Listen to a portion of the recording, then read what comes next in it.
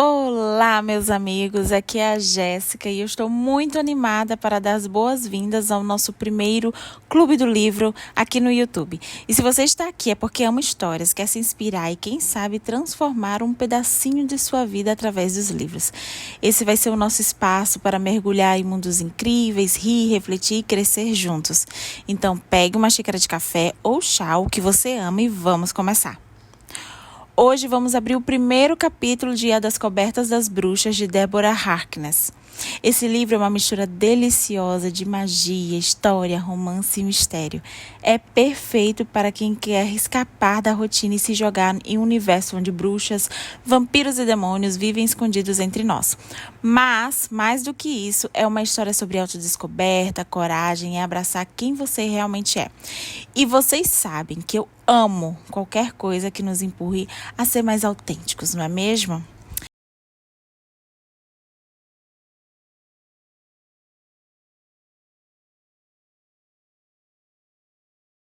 O primeiro capítulo de A Descoberta das Bruxas é como uma porta que se abre para um mundo novo. Ele nos apresenta a Diana Bishop, que está em Oxford trabalhando como acadêmica. Ela é uma bruxa, mas rejeita sua magia por causa de traumas do passado. Esse capítulo é todo sobre o contexto. Quem é Diana, onde ela está e o que ela está prestes a mudar na vida dela. Enquanto eu leio, preste atenção em como Diana se sente confortável no mundo acadêmico, mas desconfortável com sua própria identidade. Isso vai ressoar com muita gente que já tentou fugir de uma parte de si mesma. Então eu vou ler o capítulo com toda energia, eu vou cometer alguns erros, então relevem e sintam-se à vontade para fechar os olhos e imaginar comigo estarmos em Oxford, em meio dos livros antigos, no meio de cheiro de papel. E se você tiver o livro, pode acompanhar comigo, tá? Vamos criar essa experiência juntos. Então vamos começar? A Descoberta das Bruxas, por Deborah Harkness, tradução de Márcia Frazão. Capítulo 1. O volume com capa de couro não possuía nada de extraordinário. Aos olhos de qualquer historiador, não seria diferente das centenas de outros manuscritos da Biblioteca Bodleiana de Oxford, antigo e usado. Mas eu peguei e logo pressenti que havia alguma coisa diferente nele. A sala de leitura Dunk Humphrey estava vazia naquela tarde de fim de setembro, pois já tinha terminado a invasão de estudiosos que a visitavam no verão e ainda não começara a loucura do início das aulas, de modo que as solicitações de material da biblioteca eram praticamente rapidamente atendidas. Mesmo assim, me surpreendi quando Sean me parou no balcão de solicitações. Doutora Bishop, os seus manuscritos já estão disponíveis, ele sussurrou com um tom ligeiramente malicioso, ao mesmo tempo que sacudia parte da frente do suéter cor de argila que estava salpicado de pó dos velhos barbantes de couro. Enquanto sacudia o pó, uma das mechas do seu cabelo castanho alourado pendeu em sua testa. Obrigada, disse-lhe, com um sorriso agradecido. O meu desrespeito às regras que limitava a quota diária de livros a serem solicitados era flagrante. Sean, companheiro de copo em pubs do tempo de estudante, satisfazia os meus pedidos por mais de uma semana com o maior descaramento. E pare de me chamar de doutora Bishop. É como se você estivesse falando com outra pessoa.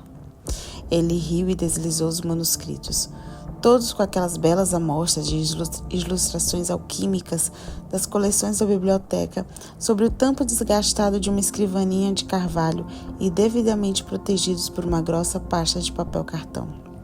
Oh, falta mais um. Ele se ausentou do balcão por alguns instantes e retornou com um grosso manuscrito em quarto, envolto em um pedaço de couro de bezerro. Colocou o manuscrito no topo da pilha e se deteve para inspecioná-lo. A armação de ouro dos óculos de Sean reluzia sob a luz difusa de um velho abajur de bronze acoplado a uma estante. Fazia algum tempo que ninguém solicita esse. Farei uma nota dizendo que ele precisa de uma pasta depois que o devolver. Quer que eu lembre disso? Não, a nota já está aqui. Ele apontou para a própria testa. Sua cabeça deve ser bem mais organizada que a minha. Abriu um sorriso largo. Enquanto ele procurava meu cartão de biblioteca, ele me olhava com timidez, mas depois se lembrou que o colocara entre a capa e as primeiras páginas. Parece que este não quer sair, comentou. Algumas vozes abafadas tagarelaram no meu ouvido, quebrando o silêncio habitual do lugar. Ouviu isso? Olhei em volta intrigada com aquele estranho rumor. O quê? Ele disse, tirando os olhos do manuscrito. Meus olhos foram atraídos pelo brilho dourado que contornou o manuscrito. Um brilho que não passava de uma pálida cintilação se comparado com um brilho iridescente que saía das páginas. Pisquei os olhos surpreendida. Nada. Um ímpeto me fez puxar o manuscrito e minha pele se arrepiou quando entrou em contato com o couro. Shan ainda estava com o cartão na mão, que acabou se soltando rapidamente. Empilhei os volumes nos braços, apoiando-os com o queixo, e fui invadida por um cheiro estranho que sobrepôs o odor de lápis apontado e de cera de assoalho da biblioteca. Você está bem, Diana? Perguntou Shan preocupada. Claro que sim, só estou um pouco cansada, retruquei, afastando os livros do meu nariz. Saí apressada por aquela insólita biblioteca quinhentista, passando por fileiras de escrivaninhas elisabetanas de 3 prateleiras com tampos rabiscados. Janelas góticas ladeavam as fileiras, desviando a atenção dos leitores para o teto, onde os detalhes do timbre da universidade se realçavam com a tinta dourada brilhante. 3 coroas e um livro aberto com a frase "Deus é minha iluminação". Naquela noite de sexta-feira, minha única companhia na biblioteca era Gillian Chamberlain, uma outra acadêmica americana. Gillian, uma classicista que lecionava na Bryn Mawr, passava o tempo se debruçando em tiras de papiro protegida por placas de vidro. Passei às pressas por ela, evitando olhá-la, mas o rangido do assoalho velho me denunciou. Minha pele se arrepiou, como sempre se arrepiava quando outra bruxa me olhava. Diana! Ela me chamou em meio à penumbra. Suspirei e parei. Oi, Gillian. Mantive-me afastado o máximo possível da outra bruxa, com um forte sentimento possessivo pela pilha de manuscritos, posicionando meu corpo de modo que os manuscritos ficassem de fora do campo de visão dela. Como está se preparando para o Mabon? Gillian vivia me cercando, dizendo que eu devia me juntar às outras irmãs enquanto estivesse na cidade. Faltavam poucos dias para as celebrações wicquianas do equinócio de outono, e ela redobrava os esforços a fim de me atrair para o concíbulo de Oxford. Trabalhando, respondi prontamente. Você sabe que as bruxas daqui são realmente muito boas. Ela falou com um tom de reprovação. Você devia se juntar a nós na segunda-feira.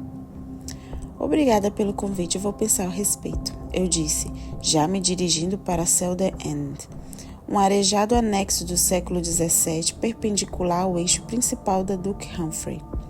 Estou pesquisando alguns documentos para uma conferência, portanto não alimente expectativas. Tia Sarah sempre me alertou que era impossível mentir para uma bruxa, mas isso nunca me impedia de tentar. Gillian emitiu um ruído simpático, mas ela me seguiu com os olhos. De volta ao meu lugar habitual, em frente às janelas, em arco, com caixilhos de chumbo, resisti à tentação de largar os manuscritos de qualquer jeito na mesa para limpar as mãos. Mas eles eram muito antigos e seria melhor colocá-los na mesa com cuidado. No topo da pilha estava um manuscrito que quase engolira meu cartão. Em sua lombada, gravado em dourado, o brasão que pertencia a Elias Ashmole, colecionador e alquimista do século XVII, cujos livros e documentos foram transferidos para a Biblioteca Bodleiana no século XIX por intermédio do Museu Ashmoleano, com gravação do número 782. Eu me estiquei e toquei no couro marrom. Um suave choque me fez afastar os dedos rapidamente, mas não rápido o bastante. Um comichão subiu pelos braços, arrepiando os poros da pele, e depois se espalhou pelos ombros, retesando os músculos das costas e do pescoço. Sensações que logo se dissiparam, mas me deixaram com um sentimento estranho de insatisfação. Abalada com isso, me afastei da escrivaninha. Mesmo a uma distância segura, aquele manuscrito era um desafio. Ameaçava as paredes que eu erguera para separar minha carreira acadêmica da minha posição de última representante da linhagem de bruxas Bishop. Em Oxford, com um doutorado suado e títulos e promoções a caminho e uma carreira começando a florescer, eu renunciava à herança familiar, baseando a minha vida na razão e na capacidade acadêmica, e não em premonições e feitiços inexplicáveis. Eu estava em Oxford para completar um projeto de pesquisa. Depois que concluí-lo, minhas descobertas seriam publicadas e avalizadas por extensiva análise e notas de rodapé, e apresentadas aos meus colegas humanos, sem qualquer espaço para mistérios e sem qualquer brecha para que o sexto sentido de alguma bruxa acabasse captando alguma coisa no meu trabalho. Contudo, eu tinha solicitado um manuscrito alquímico, sem outra intenção senão a de me servir de ajuda na pesquisa, e aparentemente ele também possuía um poder sobrenatural impossível de ser ignorado. Minhas mãos coçavam pela ansiedade de abrir o manuscrito e saber mais, mas eu refreava o impulso. Minha curiosidade era intelectual, só tinha a ver com a minha posição acadêmica? Ou era fruto da ligação da minha família com a feitiçaria? Eu enchi os pulmões com o ar familiar daquela biblioteca e fechei os olhos, na esperança de clarear a mente. Para mim, a Blodeiana era até então um santuário, um lugar desvinculado das Bishop. Com as mãos trêmulas debaixo dos braços, encarei o manuscrito Ashmole 782 em meio a um crescente crepúsculo e me perguntei sobre o que fazer. No meu lugar, mamãe saberia instintivamente o que fazer.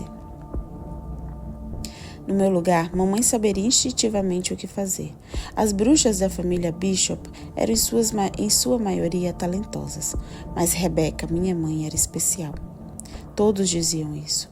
Seus dons sobrenaturais se manifestaram muito cedo. Ela ainda estava na escola primária e já dominava a magia com maestria superior à das bruxas mais experientes do conciliábulo local. Com uma compreensão intuitiva dos feitiços, uma extraordinária percepção e uma surpreendente capacidade de enxergar o que estava por trás das pessoas e dos fatos.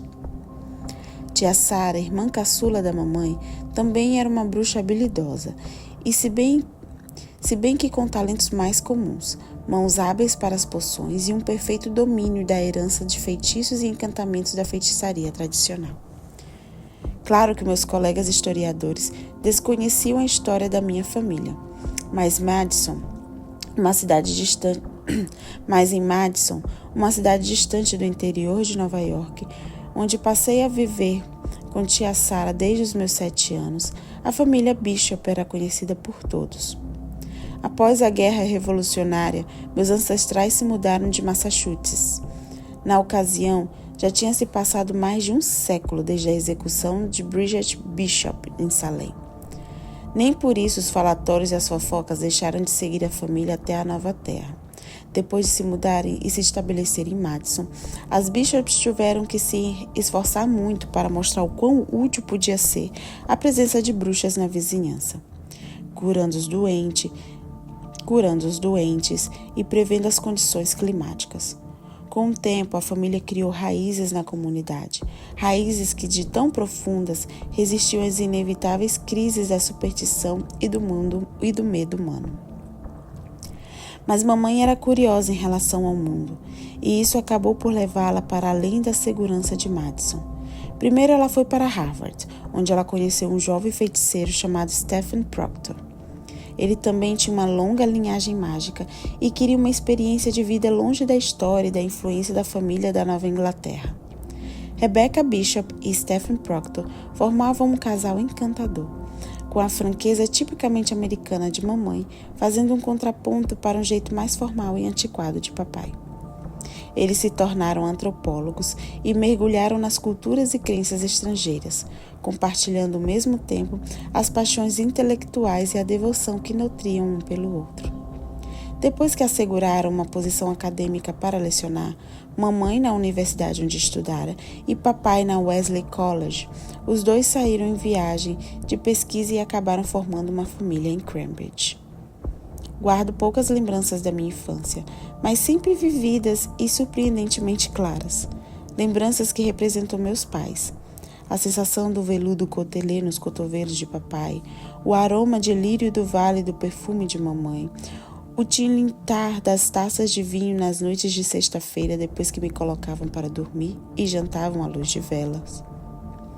Mamãe contava histórias para me fazer dormir e a pasta de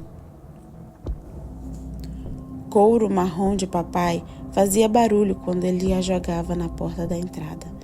Lembranças que talvez sejam familiares para a maioria das pessoas. Outras lembranças dos meus pais não são tão familiares assim.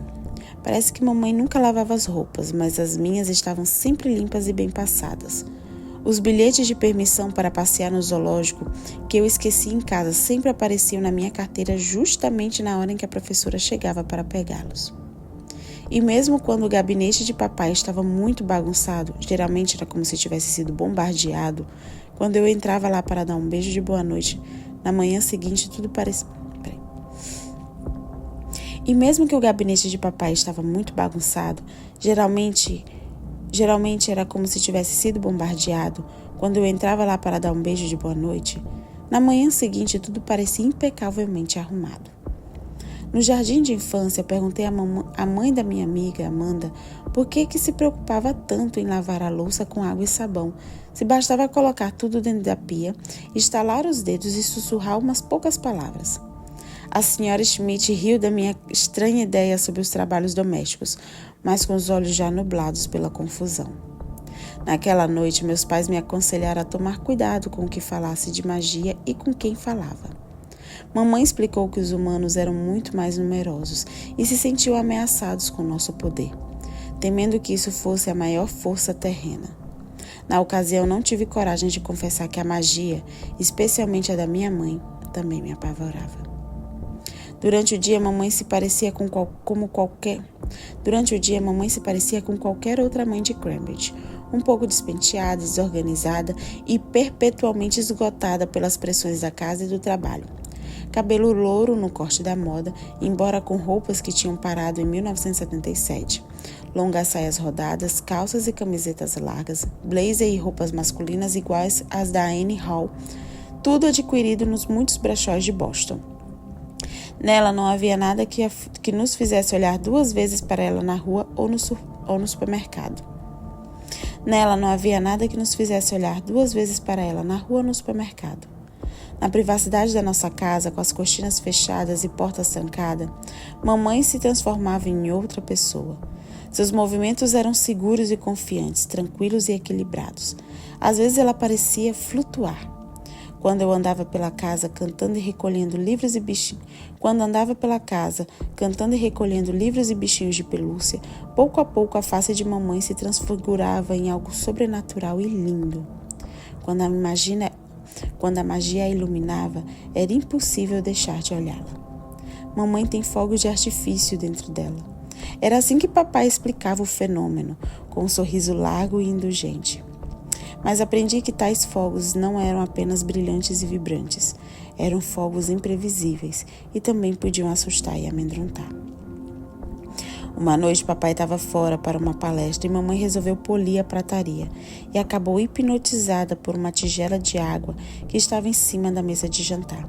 À medida que ela mirava, a superfície vítrea se cobria de uma névoa que começou a rodopiar até engrandar pequenininhas formas fantasmagóricas. Engoli em seco, admirada, quando as formas se agitaram e encheram a sala de seres fantásticos. Logo depois, ela também estava rastejando pelas cortinas e subindo até o teto. Gritei e pedi socorro à mamãe, mas ela continuou olhando fixamente a água. Uma concentração que se manteve até algo meio humano e meio animal se aproximou de mim e me beliscou no braço. Isso a fez sair do transe, e ela explodiu no meio de um jato irado de luz vermelha que afugentou os espectros, deixando o odor de penas queimadas na casa. Logo que entrou em casa, papai sentiu um cheiro estranho e se preocupou. Ele nos encontrou encolhidas na cama. Ao vê-lo, mamãe interrompeu num pranto exaltado. Nunca mais me senti segura na sala de jantar. Nos meus 7 anos, o resto de sensação de segurança que eu ainda podia ter se evaporou quando os meus pais foram para a África e não voltaram vivos. Repeli esses pensamentos e me concentrei novamente no dilema que me encarava. O manuscrito na mesa da biblioteca sob a luz do abajur. De sua magia emanava alguma coisa sombria que me dava um nó por dentro.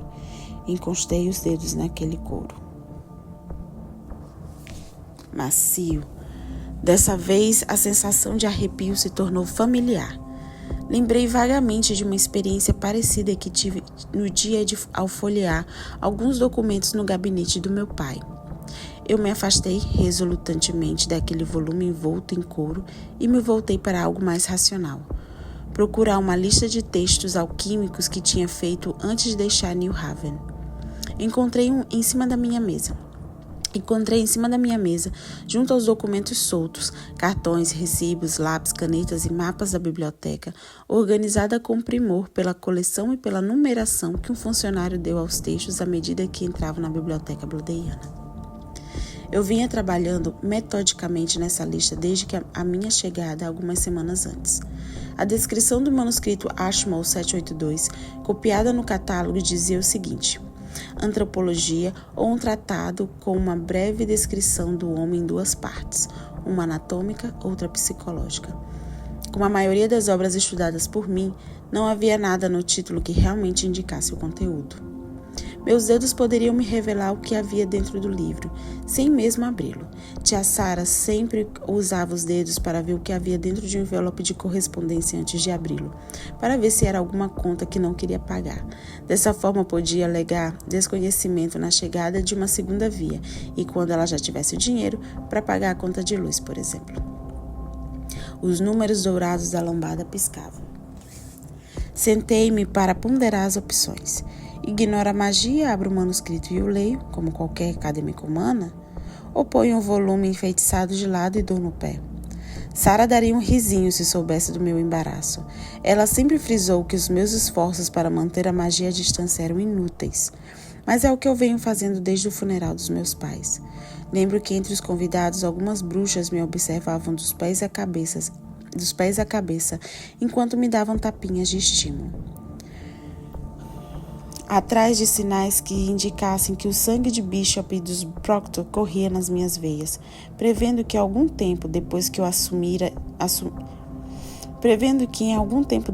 assumiria o lugar de mamãe nos conciliábulo local. Algumas conchichavam suas dúvidas quanto à sensatez dos meus pais por terem se casado. Acordei demais, diziam em voz baixa, sem saber que eu ouvia. Eles se limitavam a chamar atenção, nem sequer observavam o cerimonial da antiga religião. Isso foi o bastante para que eu atribuísse as mortes dos meus pais ao poder sobrenatural que possuíam e para que buscasse uma forma diferente de vida. Comecei a dar as costas a tudo que tivesse a ver com magia e a me jogar de cabeça nas coisas da adolescência humana. Cavalos, rapazes e romances melosos, na tentativa de desaparecer entre os habitantes comuns da cidade. Tive alguns problemas na puberdade, com depressão e ansiedade. Tudo isso era bem normal, garantiu o médico humano para minha tia. Sara não disse nada ao médico sobre as vozes e nem sobre a minha mania de pressentir a chamada de telefone alguns segundos antes. Ela também não disse que, durante a lua cheia, era obrigada a encantar as portas e janelas para que eu não saísse caminhando como sonâmbula pela mata. Ela também não disse que, quando eu me zangava, as cadeiras da casa se moviam para formar uma precária pirâmide que despencava no chão depois que eu me acalmava. Quando eu fiz 13 anos, titia decidiu que já era hora de canalizar meu poder para o aprendizado dos fundamentos da feitiçaria. Acender velas com recitação de algumas palavras ou encobrir as espinhas do rosto com uma porção tradicional eram os primeiros passos de uma bruxa adolescente. Mas eu me mostrei incapaz de dominar os mais simples feitiços. Além de queimar todas as poções que aprendi com a minha tia, eu teimava em não submeter aos testes que ela aplicava a fim de ver se eu herdara a poderosa segunda visão de minha mãe. Tanto as vozes como os pequenos incêndios e outras erupções imprevisíveis diminuíam à medida que os hormônios se equilibraram, mas a resistência para aprender o feitiço da família permaneceu. Tia Sara ficava nervosa com a presença de uma bruxa indisciplinada dentro de casa, e foi com alívio que me mandou para uma faculdade no Maine. Com exceção da magia, era uma típica história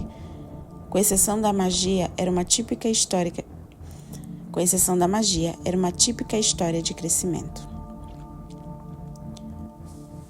O que me fez sair de Madison foi o meu intelecto.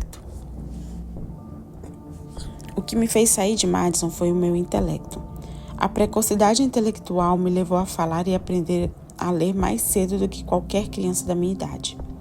Com uma prodigiosa memória fotográfica que me fazia lembrar das páginas dos livros com muita facilidade e responder às questões e às provas com toda segurança, meu desempenho escolar atingiu uma dimensão onde o legado mágico da minha família era irrelevante.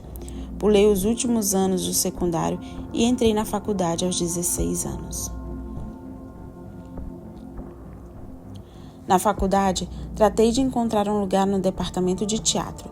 Minha imaginação era atraída pelo espetáculo e as fantasias, e minha mente se fascinava pelo modo como o texto teatral evocava outros lugares e outras épocas. Segundo os professores, minhas primeiras representações eram exemplos extraordinários de como uma boa atuação podia transformar alunos comuns em outras pessoas. A primeira indicação de que tais metamorfoses talvez não se originassem de um talento dramático propriamente dito surgiu quando eu fiz o papel de Ofélia em Hamlet. Tão logo me escalaram para o papel, o meu cabelo começou a crescer com uma rapidez assustadora, descendo dos ombros até a cintura.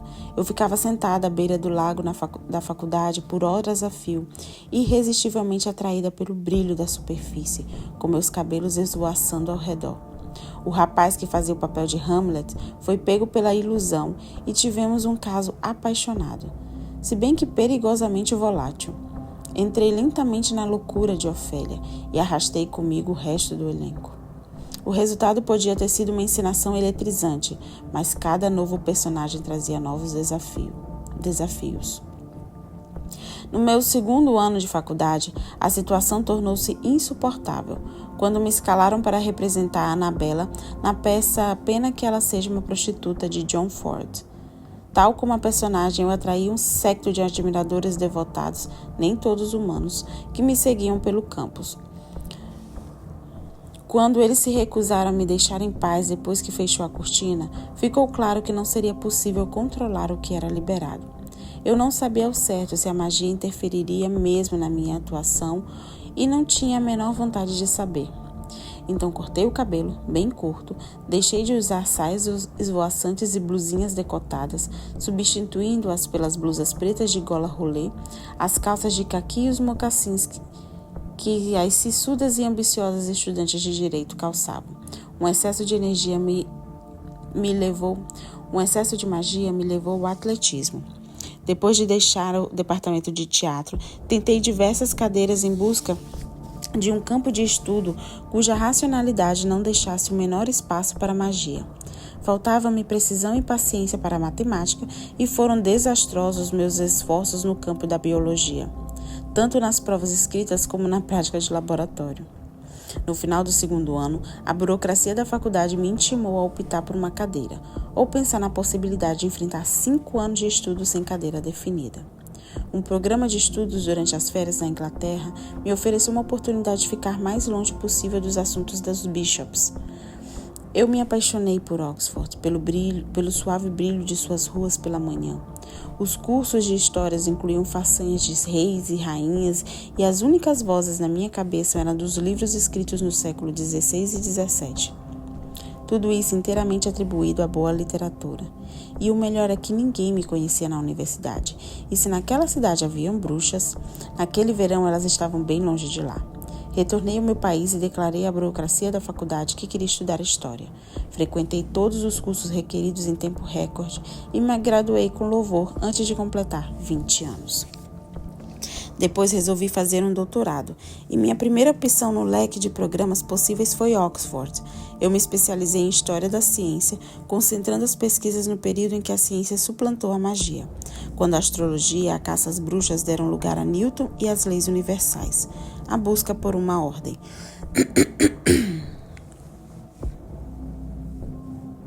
Racional sem o sobrenatural. Na natureza, refletia os meus próprios esforços para me manter afastado do que estava oculto em mim. Os limites entre o que se passava na minha mente e o que corria no meu sangue se tornaram ainda mais distintos. Tia Sarah riu sem parar quando soube que eu tinha decidido me especializar em química do século XVII. Seu cabelo ruivo brilhante era como um cartaz luminoso de um temperamento agitado e de uma língua afiada. Ela era uma bruxa de fala franca e equilibrada que envolvia a todos. Pilar da comunidade de Madison, Sarah era frequentemente solicitada para cuidar das coisas durante as pequenas e grandes crises da cidade.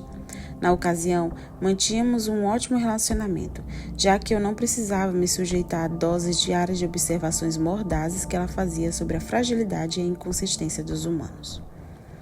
Embora estivéssemos separadas por quilômetros de distância, Sarah via as minhas últimas tentativas de me esquivar de magia como risíveis, e ela fez questão de deixar isso bem claro.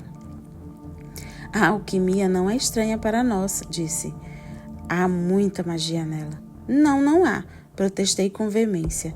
O principal objetivo do meu trabalho era o de demonstrar que essa atividade era de fato científica.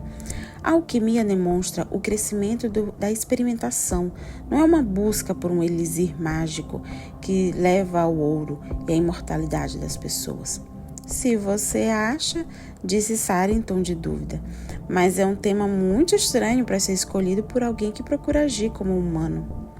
Depois da minha graduação, trabalhei muito para conseguir um cargo em Yale, o único lugar que era mais inglês do que a Inglaterra. Fui avisada pelos colegas de que teriam poucas chances de conseguir uma colocação. Escrevi 2 livros, conquistei vários prêmios e garanti algumas pesquisas. Por fim, obtive uma nomeação, provando que todos estavam errados. O mais importante é que passei a ficar por minha conta. No meu departamento, ninguém ligava meu sobrenome ao da primeira mulher executada por bruxaria em 1692 em Salem. Nem mesmo os historiadores dos primórdios da América. Para preservar a minha tão suave autonomia, continuei a manter qualquer vestígio de magia e feitiçaria longe de mim. É claro que com algumas exceções, como por exemplo quando eu fiz 2 feitiços de tia Sarah para deter a máquina de lavar que estava entupida de água, ameaçando inundar meu pequeno apartamento em Wooster Square. Ninguém é perfeito. Agora, com esse ato falho habitual em mente, respirei fundo, apertei o manuscrito com ambas as mãos e o coloquei no apoiador de livros que a biblioteca deixava à disposição para proteger as obras raras. Eu tomara uma decisão, agir como uma acadêmica séria e tratar o Ashmole 782 como um manuscrito comum. Ignorei a queimação na ponta dos meus dedos e o cheiro esquisito que saía do livro, limitando-me a examinar o índice. Depois, com distanciamento profissional, tive que decidir que era promissor o bastante para uma leitura mais demorada. Meus dedos tremeram quando abri o fecho de bronze que o prendia. O manuscrito soltou um leve suspiro. Olhei rapidamente ao redor para me assegurar de que a sala estava vazia. O único ruído que se ouvia era o de um relógio da sala. Lembrando-me de não registrar o que o livro suspirou, voltei-me para o laptop e abri um novo arquivo. Uma tarefa costumeira que eu repetia milhares de vezes e que me reconfortava tanto quanto a minha impecável lista de apontamentos. Digitei o nome e o número do manuscrito e copiei o título da descrição do catálogo.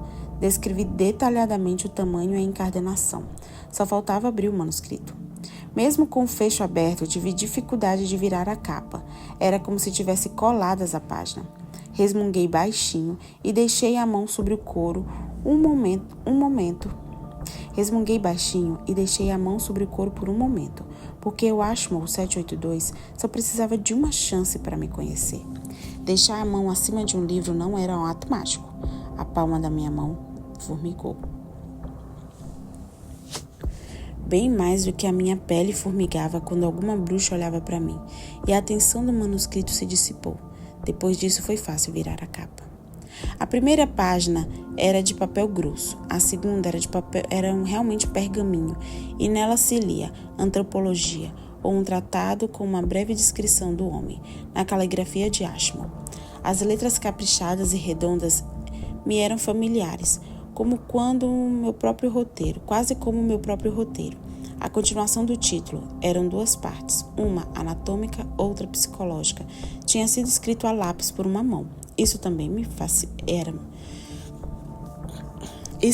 me era familiar, mas não atinei de onde.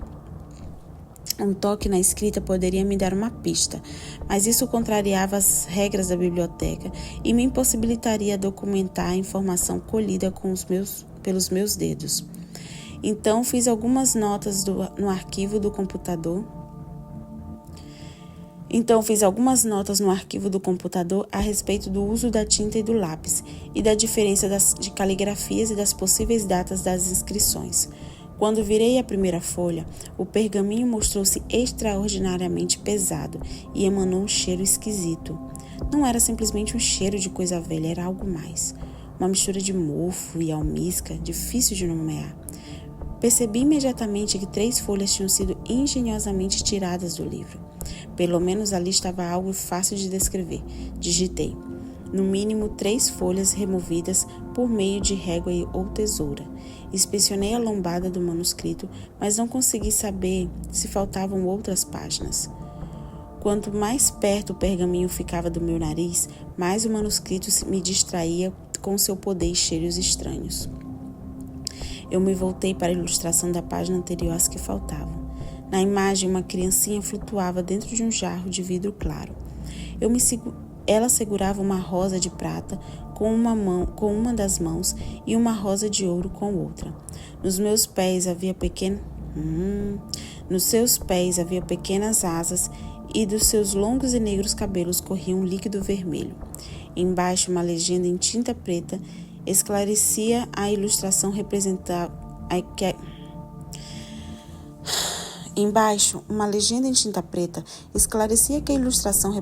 a criança filosofal, uma representação alegórica de um passo crucial na criação da pedra filosofal, substância química, com promessa de saúde, riqueza e sabedoria para quem a possuísse.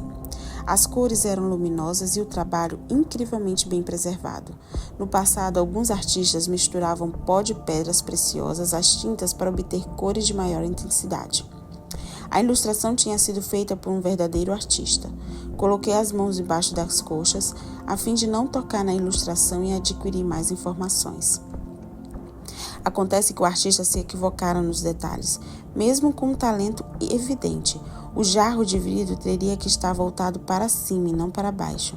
A criança teria que ser metade branca e metade negra para evidenciar sua condição de hermafrodita. Ela deveria ter genitália masculina e seios femininos, ou então 2 cabeças. A imagética alquímica se caracteriza por ser alegórica, sem ser de todo ardilosa.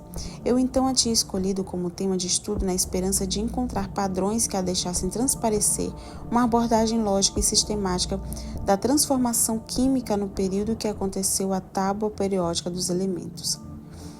No período que antecedeu a tábua periódica dos elementos. As imagens da Lua, por exemplo, quase sempre representavam a prata, enquanto as imagens do Sol representavam o ouro. Quando os dois se combinavam quimicamente, o processo era representado pela imagem de um casamento. Com o tempo, as ilustrações foram substituídas por palavras que por sua vez tornaram-se uma gramática da química. Contudo, o manuscrito à minha frente desafiava meu conhecimento da lógica dos alquimistas. Cada ilustração representava, no mínimo, um erro fundamental. E não havia um texto anexo para facilitar a compreensão. Eu procurava por alguma coisa, qualquer coisa, que avalizasse meu conhecimento da alquimia. Uma luz difusa, uma caligrafia quase apagada, surgiu em uma das páginas. Aproximei o abajur da escrivaninha para enxergar melhor. Não havia nada ali. Lentamente virei a página, como se ela fosse uma delicada folha. Caracteres, centenas de palavras, brilhavam e se movimentavam pela superfície da página, ilegíveis até o ângulo da luz e a perspectiva do observador estivessem alinhados. Reprimi um grito de surpresa. O manuscrito Ashmole 782 era um palimpsesto, um manuscrito dentro de um manuscrito. Quando um pergaminho se tornava rarefeito, os escribas faziam uma lavagem cuidadosa da tinta dos livros velhos e depois redigiam um novo texto nas páginas em branco. Com o passar do tempo, a escrita original geralmente reaparecia por debaixo como um texto fantasma, discernível por meio da luz ultravioleta que trazia de volta ao texto apagado sob as manchas de tinta. Só que nenhuma luz ultravioleta seria forte o bastante para trazer de volta aqueles traços. Aquele manuscrito não era um palimpsesto comum. A escrita não tinha sido apagada, e sim ocultada por algum feitiço. Mas por que alguém se daria o trabalho de enfeitiçar um livro alquímico? Até os especialistas tinham dificuldade em decifrar a linguagem obscura, imagética e fantástica desses autores. Desviei a atenção das letras esmanecidas que se movimentavam rápido demais para que fossem lidas e me concentrei em escrever uma sinopse do conteúdo do manuscrito. Intrigante, eu digitei. Epígrafes textuais dos séculos XV a XVII, imagens principais do século XV, origem das imagens possivelmente mais remotas, mistura de papel e pergaminho, tintas coloridas e pretas, as coloridas em alta e incomum qualidade, ilustrações excelentes, mas com detalhes incorretos e ausentes.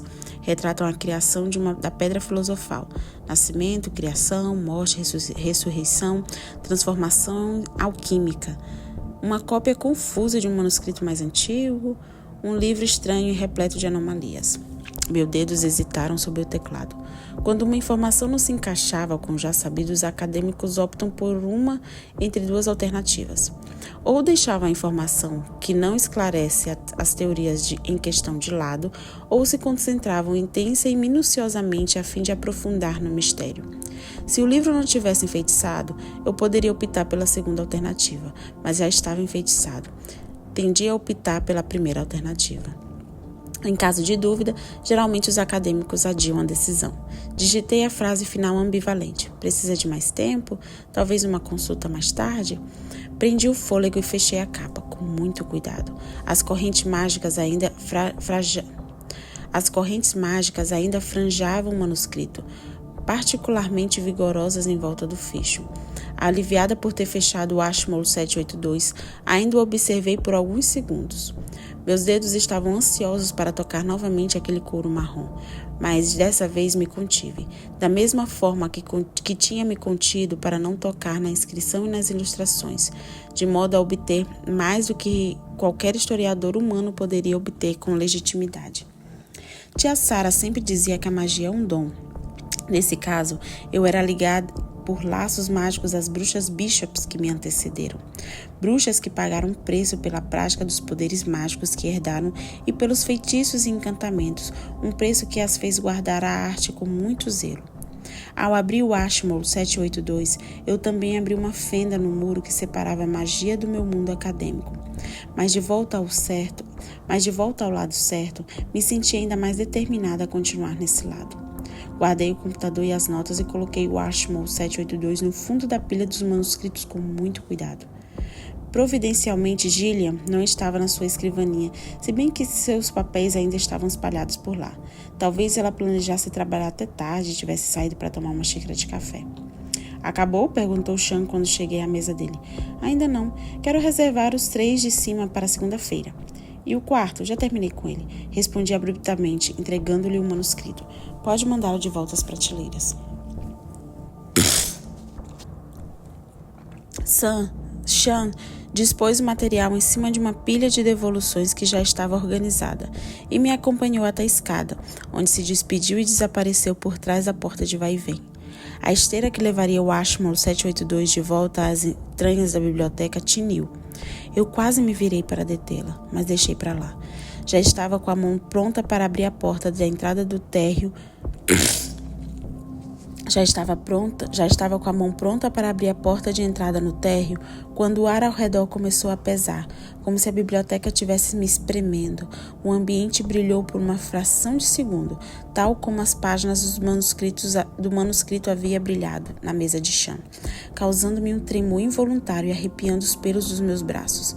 Alguma coisa acabara de acontecer, alguma coisa mágica. Meu rosto se voltou de novo para a sala Duke Humphrey e meus pés ameaçaram seguir para lá. Não é nada, pensei enquanto saía resolutantemente da biblioteca. Você tem certeza? Sussurrou uma voz ignorada por muito tempo.